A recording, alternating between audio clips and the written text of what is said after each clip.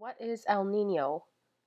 I'm sure that you all have heard about El Nino in the news and various media outlets, and that this year in 2015 and 2016, we're going to be having a very strong El Nino. So a lot of you are probably wondering what El Nino is, and I'll try to explain it to you as simply as possible.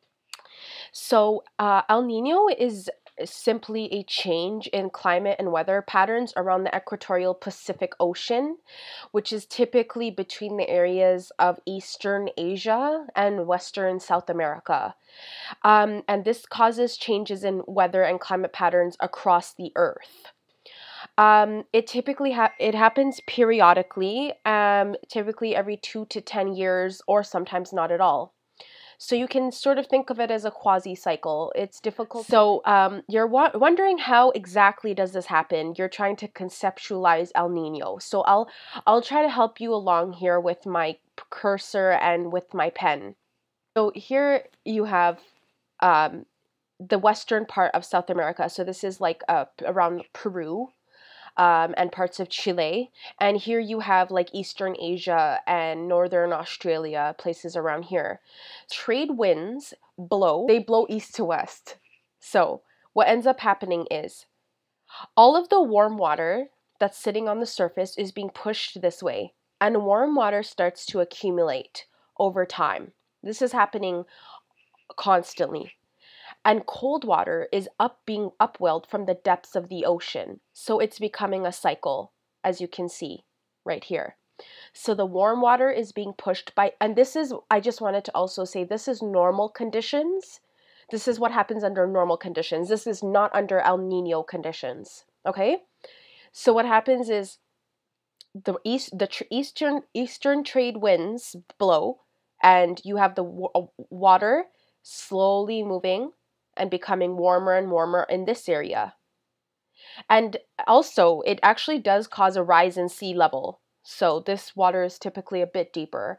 And obviously, it does depend on the ocean floor depths and all kinds of things. But so that's what happens in the ocean and on land. But you're probably wondering under normal conditions what happens in the atmosphere. So what ends up happening is the warm water that's here is obviously prone to evaporation. So what happens is the warm water rises. As you all know, warm air does rise, and as it rises, it cools. So there's a lot of rain that happens in these areas during certain times of the year. And what happens is, the trade winds blow west, and, the dry air sinks, and this is what's responsible for the deserts. And this is what happens under normal conditions. Under El Nino conditions is these trade winds begin to weaken.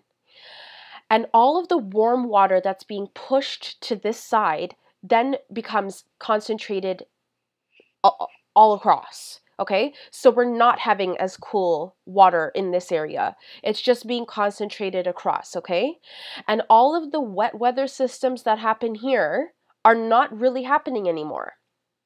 And they're typically happening over the middle of the Pacific Ocean and also happening around South America, where you barely really see anything, and Peru starts flooding and seeing all these flash floods. Upwelling of the cold water stops because there is no convective system that's occurring in this area, okay?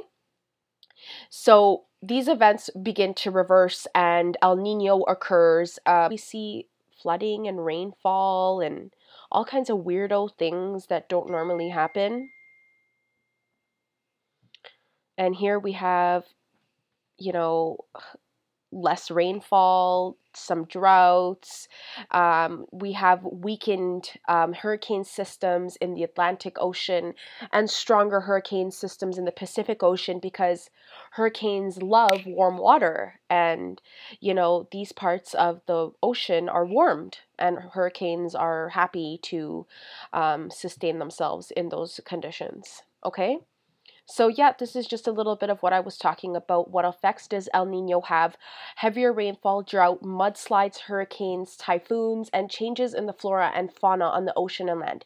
And what I mean by this is that, you see, if you have conditions such as less upwelling. It can affect ocean species.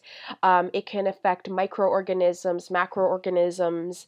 It can affect things on land, like with floods and droughts. It can alter species, habitats. And we have heard of La Nina.